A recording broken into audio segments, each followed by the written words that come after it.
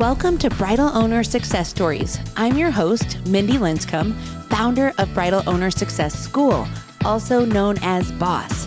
Each episode of this podcast, we will dive deep into hearing the stories of successful bridal shop owners, uncovering their biggest challenges and their valuable life lessons. I can't wait for you to get to know them as well. Let's get started. Hey guys, it's Mindy Linscomb, your host of the BOSS Show, which stands for Bridal Owner Success Stories. And I have a lovely bridal shop owner in my studio today. This is Christina Wegner of White Dress and White Dress Off the Rack in Milwaukee, Wisconsin. And I just want to say thanks for being here, Christina. Absolutely. Thanks for having me. I love it. We've known each other for several years, and we've had so many great conversations around the industry that we both love. But what I want to begin with is a little bit of your story and how in the world did you go from a career, corporate America to deciding to own a bridal store. So tell us what you did before bridal and how you got into it. Sure. So prior to bridal, I was in property management, more on the finance side. And I was in that for about 25 years. And on a trip to Mexico on the Southwest napkin, I wrote out a little business plan and a logo, and I showed it to my husband. And I'm like, I think I'm going to quit my job and open a bridal boutique. And he was like, okay. And that, I mean, obviously the business plan came off the Southwest Airlines napkin and moved on to something much bigger. But for me, it wasn't really that I was crazy about bridal. It wasn't really that I was crazy about fashion. It was that I truly wanted to own my own business. After being in corporate, I felt like I had a really good pulse on the back end of the business. And in looking back now, I just laugh. Like, what was I even thinking? I mean, I learned a lot, and thank goodness I met up with you so early on. But boy, did I learn a lot really quickly, just the differences between corporate and retail. But I really did it to bring an experience that I thought was missing in Milwaukee. But I also did it just because I wanted to own something. And I truly felt that people are always going to pay taxes. We're always going to pass away. We're always going to feed our pets. And we're always going to get married. I thought it would be recession proof. Now, I personally don't feel like we're in a recession right now, but is bridal generation proof? Like, no one's going to Blockbuster anymore. People are shopping differently than they've ever shopped before. So I almost like the puzzle of how to figure out how that shopper is buying and be the best version of that for that buyer. And it's different. It's true. And even in the 17 years I've been doing this, it's changed. It evolves because every generation is different and how they interact with the world is different, you know? Right. So I think that's really fascinating. So you weren't really, I have a question because I don't know if I've ever asked you this. Were you thinking about bridal specifically, or were you like, I just want to open any kind of business? Well, I wanted to open any kind of business. And at first I was going to open a venue because that was my background, property management. So I just thought, I'm going to build this amazing glam barn in Milwaukee. And I took my husband out to see the property that I wanted to buy. And he was like, that is the most ridiculous idea I've ever heard. No one will ever get married in a barn. That will never happen. And so the next day, someone else bought the land. And it's probably the most sought after barn wedding venue in Wisconsin. What do you tell him? What do you tell him now? We just laugh about it. And the funniest thing was that our daughter got married there. And so just for the deposit, we were at the barn and he's writing a check for $5,000 just for the deposit. I'm like, remember when I wanted to buy this place? Good job, Christina. Good job. But there's been so many venues that have opened in Wisconsin that it was a blessing in disguise. The boutique was a better route for me to go, for sure. Yeah. And you have such an eye for fashion. I feel like it's such a match. Yes. Okay. So you started a boutique, and I'm curious, we've talked to a lot of owners about how they got the funding to begin, whether that was their own personal savings or they got an SBA loan. I mean, when you decided, hey, I want to open a bridal boutique, what did you do next? So I went to, there's a place in Wisconsin, it's called Wibbick. It's it's for men and women, but it's mostly for women who want to start small businesses.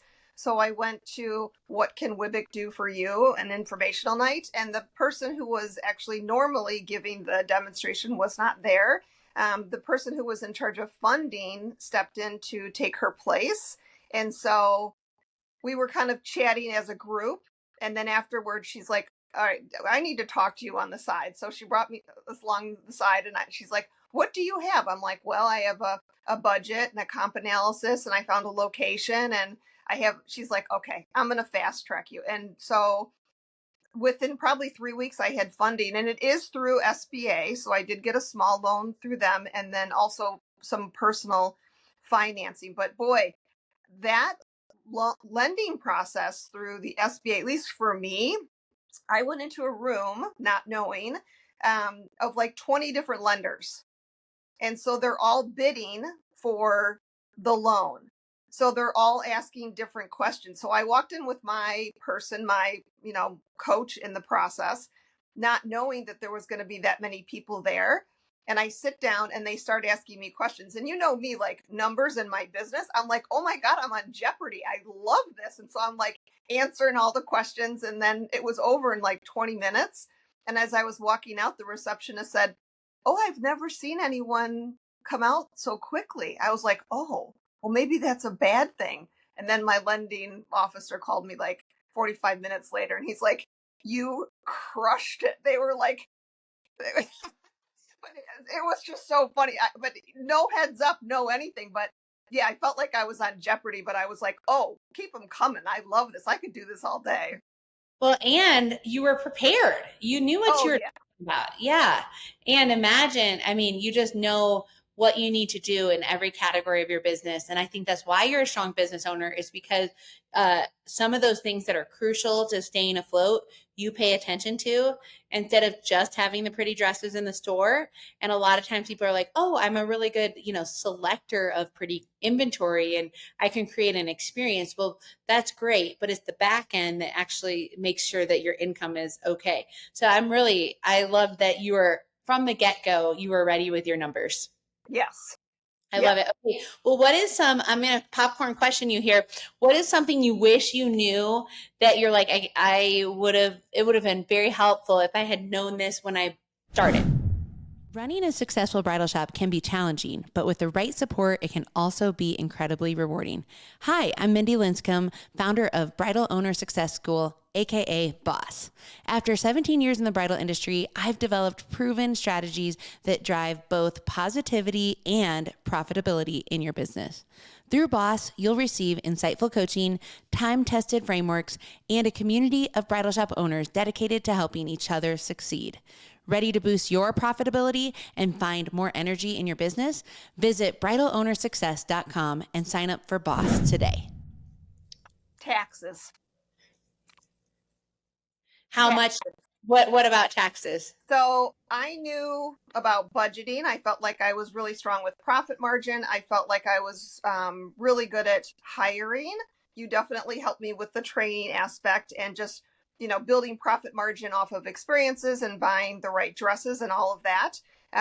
But for the first 2 years that I was in business, my accountant did not really understand how bridal works, and that revenue, this might be a little bit heavy, but that revenue isn't actually assumed or accrued until the dress leaves the store. So I might make that sale in June, but until that dress is actually picked up and has left the store, that's actually not revenue. So for the first 2 years, I had banner years, but I paid tax on the full gross sales. That was just one of the things that I learned about taxes. And I probably overpaid by the tune of about $75,000. And by the time I realized what was happening and truly understood that, the time for me to go back and try to get that was gone. So I know that's really not a very exciting answer, but it's the things that come out of the blue, like you're like, I didn't even see that coming. But taxes will put someone out of business easily. Yep. Especially if you don't have a savings account for it and you're not. Oh, yes. And the fee and all of that. Yes. Yep. Yep. Okay. And what do you feel like when you look at all these years? I've heard so many crazy stories about mistakes we've made, like as bridal shop owners, and we can maybe laugh about it right now, maybe, but things that you're like, hey, man, I just want people to hear how human we are, because sometimes they look at how successful everyone is, and I'm like, no, we have made some big mistakes. I have heard some crazy mistakes today. So I'm just curious, what is a big mistake that you look back and you go, okay, it wasn't a total loss because I learned a lot from it, but it was a loss. Like, what would be a mistake you made? So I think twofold. One, I opened my second location after 2 years without a really good foundation at my first location. I just feel like the first location took off with such a bang that I was like, I can duplicate this in another location. But I didn't have a solid foundation of onboarding and training manuals and just all of the things. And, I feel like the hair of my chinny chin chin, I was actually able to close that other location without a single bad review. I was literally driving down to Illinois to personally deliver dresses to brides, meeting them at their alterations appointment, keeping my store in Wisconsin unscathed. And I still have so many people from Illinois that come see me. So I think that was a huge learning lesson, and so bittersweet to see that store after everything that you put into it.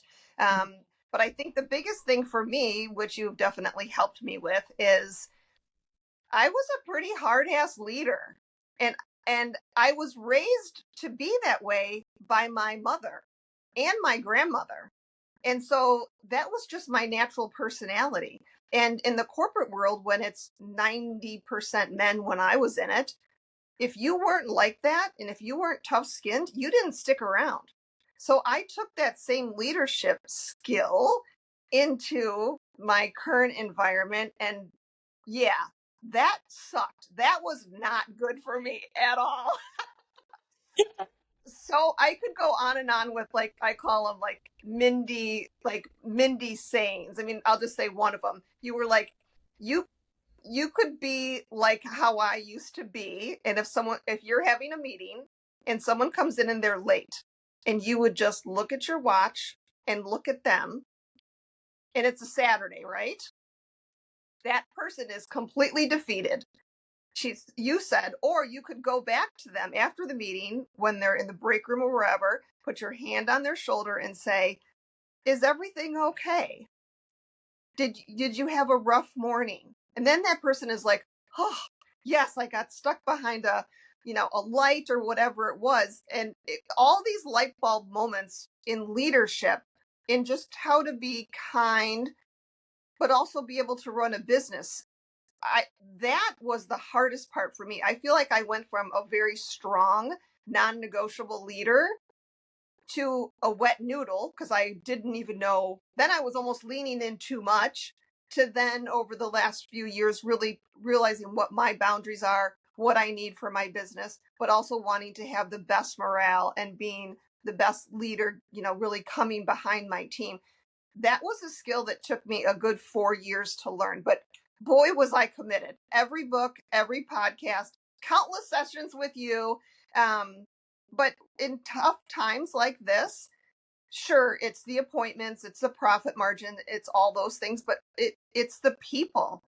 If your people are not down in the trenches with you and are like, we are going to make it through this together, it makes it so much harder, borderline impossible. People will leave. And that's why, I mean, I'm just very grateful that we met, because you were always kind about it, but you called me out on everything that I needed to be called out in the best possible way. And I was like, wow, that sounds terrible. I would hate for someone to lead me like that. But I learned the hard way, I guess, but I'm a better person for it, for sure. And I'm growing every day, Yeah, truly. we are all growing every day, Christina, and you make yourself sound harder on the interview than I think you really were. But I do think it's different working in a bridal shop with a small staff. We're not hundreds of people, right? We're 4 to 20 people. Everybody knows everybody. you know each other's business a little bit because it's a small family environment.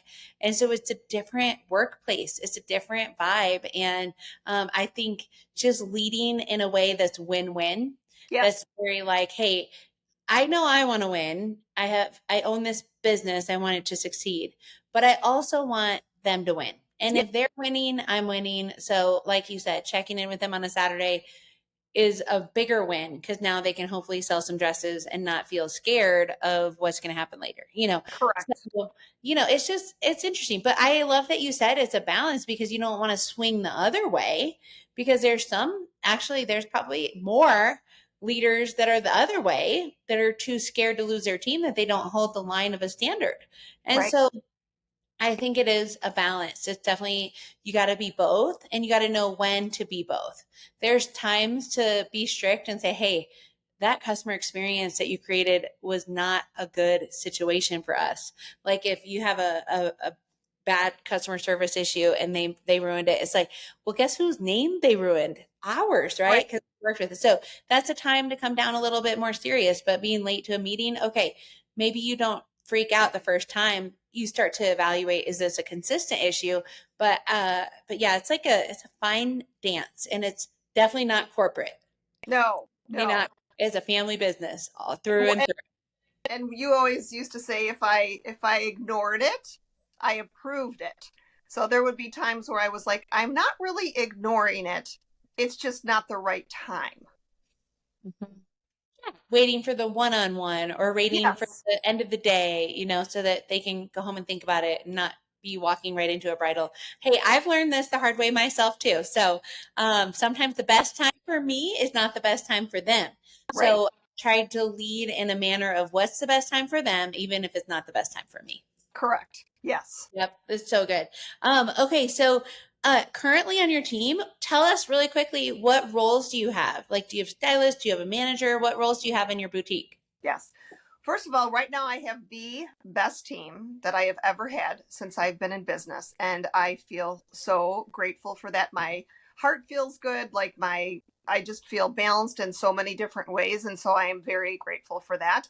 I have a manager, I have an assistant manager, I have a stylist. And then at my off the rack location, I have a lead stylist and another stylist. And we're currently hiring for one other position. But I also outsource my accounting. I outsource my social media, which consists of two people. So, yeah, Yeah, okay, cool.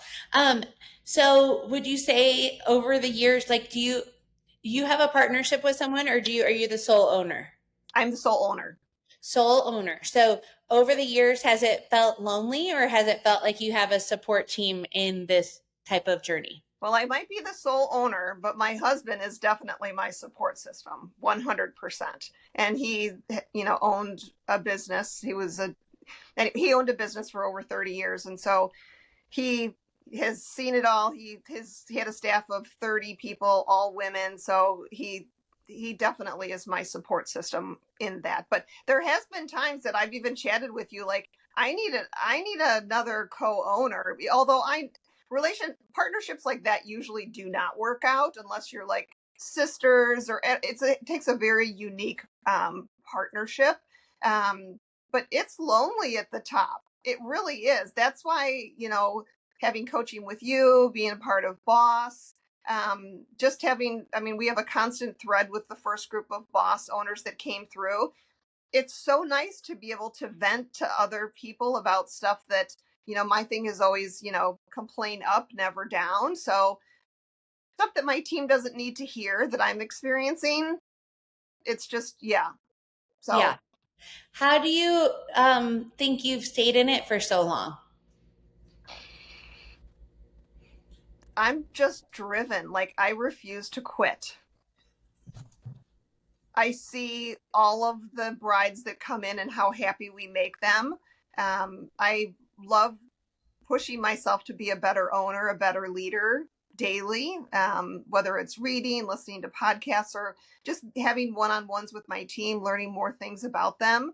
Um, Even in a market like this, I'm like, I will not quit.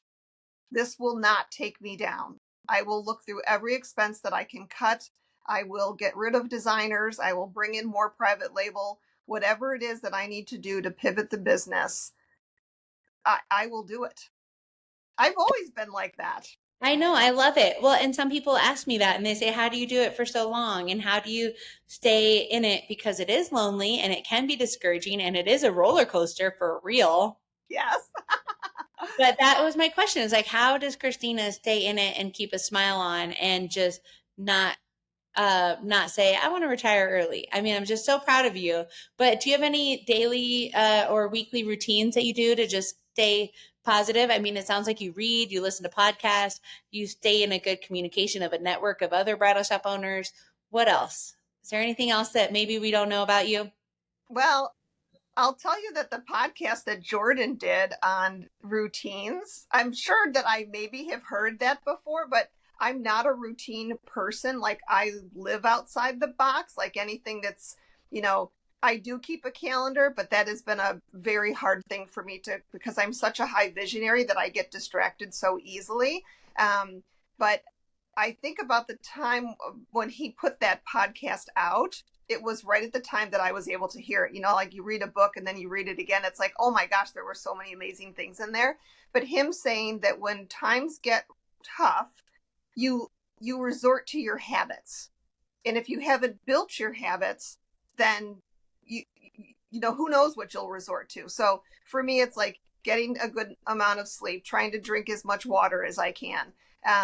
Just being mindful of my day, prepping for my day the day before so that I don't get to work and it's like, what am I doing today? I mean, I have a list of things, but those go-to things, spending time with my son, spending time with my husband. Yeah, all of those routine things are so important. And if you don't have them, you will resort to, I don't know, binging on Netflix because you just don't know. So for me, it's like, get up, take a shower, show up, be consistent. Consistency is hard for me because it's not that I don't want to be consistent. It's that I can get bored with consistency because I'm such a visionary. But that's what my business needs from me. And so I have to balance it a little bit. Yeah, totally.